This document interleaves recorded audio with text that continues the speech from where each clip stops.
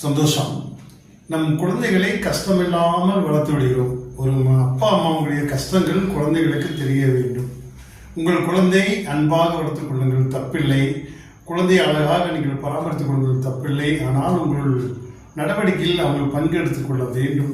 ஏனென்றால் உங்கள் கஷ்டத்திலும் உங்களுடைய சுகதுக்கத்திலும் உங்களுடைய சந்தோஷத்திலும் அவருடைய பங்களிப்பு இருக்க வேண்டும். பெரும்பாலான பெற்றோர்கள் தன் குழந்தைகளை எந்த கஷ்டம் படக்கூடாது, அழகாக வளர்த்துக் கொள்ள வேண்டும், தான் கஷ்டப்பட்டாலும் பரவாயில்லை, அவனை சிறப்பாக வளர்க்க வேண்டும், அவருக்கு எந்த கஷ்டங்களும் தெரியக்கூடாது என்பதுதான் பெரும்பாலான பெற்றோர்கள் எண்ணங்களாக இருக்கின்றது. ஆனால் பிற்காலத்தில் அவர்கள் ஒரு கஷ்டம் வரும்போது அதை தாங்கிக் கொள்ளும் நிலையில் இல்லாமல் போய்விடுகிறார்கள். ஒரு உளவியல் என்ன சொல்கிறது என்றால், உங்கள் கஷ்டத்தில் உங்கள் குழந்தைகளை பங்கெடுத்துக் கொள்ளுங்கள், அவர்கள் கஷ்டத்தோடு உன் வாழ்க்கை பாதையை நகர்த்தட்டும். எல்லாமே எளிமையாகிவிட்டால் அந்த குழந்தைகள் பிற்காலத்தில் ஒரு சிறு பிரச்சனைனாலும் அதிலிருந்து அவன் தாங்கிக் கொள்ள முடியாது என்கிறார் ஒரு உளவியலாளர். ஒரு முறை ஒரு உயிரியல் ஆசிரியர் ஒரு வகுப்பறையில் பாடம் எடுத்துக் கொண்டிருந்தார். அதில் அந்த ஒரு பூச்சி எப்படி வண்ணத்து பூச்சியாக மாறும் என்பதுதான் அதனுடைய சாராம்சம். ஒரு கம்பளி புழு எப்படி வண்ணத்து பூச்சியாக மாறும், அந்த போராட்டத்தில் நீங்கள் பார்த்துக் கொள்ளுங்கள் என்று ஒரு கூண்டில் அடைத்து வைத்துவிட்டு சென்று விட்டார். சற்று நேரம் கழித்து வந்து பார்க்கிறார், அந்த கூட்டு உடைஞ்சிருந்தது, அந்த எல்லா பூச்சிகளும் இறந்து கிடந்தன. உடனே ஆசிரியர் கேட்டார், ஒரு மாணவன் நோக்கி கேட்டார், ஏன் அந்த கூட்டை உடைத்து விட்டாய் என்று கேட்டார். உடனே அந்த மாணவன் சொன்னார், அந்த கூட்டில் அந்த கம்பளி புழு கஷ்டப்படுவதை என்னால் பார்த்து கொண்டிருக்க முடியவில்லை, அதனால் தான் நான் கூட்டை உடைத்தேன் என்று சொன்னார்.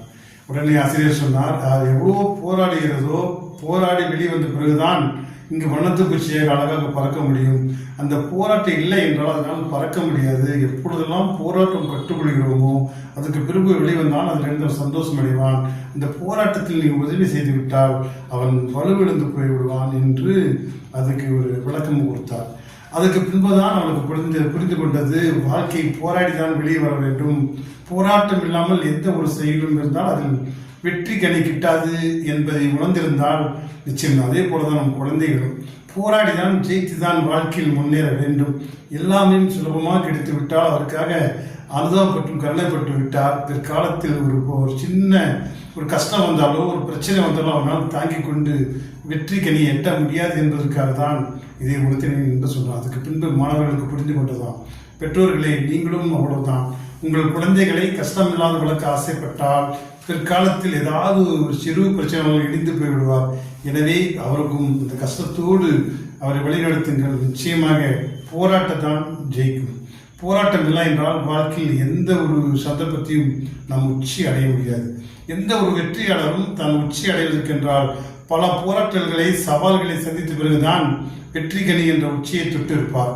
இது வரலாறு சொல்கிறது. எனவே வெற்றி கனி என்ற உச்சியை தொட போராட்டங்களோடு வாழ கற்றுக்கொள்ளுங்கள். உங்கள் குழந்தை உங்கள் குழந்தை தான். எனவே அவர்கள் எல்லா விதத்திலும் சிறப்பாக இருப்பதற்கு உங்களுடைய எல்லா நிலையிலும் அவர்களோடு தொடர்பு கொண்டு சிறப்பான மனிதனாக வாழ உங்களுடைய கஷ்டத்தையும் அவனை பங்கெடுத்து சொல்லுங்கள். இந்த உலகம் அவனை பிரகாச வைக்கும். புரிந்தால் இந்த பூமி புண்ணிய பூமியாக மாறும். அந்த குடும்பம் குதூகலமாகவும் சந்தோஷமாகவும் மகிழ்ச்சியாக வளரக்கூடிய அற்புதமான வாய்ப்பு இருக்கிறார் ஒரு உளவியலாளர். சந்தோஷம். வாழ்க வளமுடன்.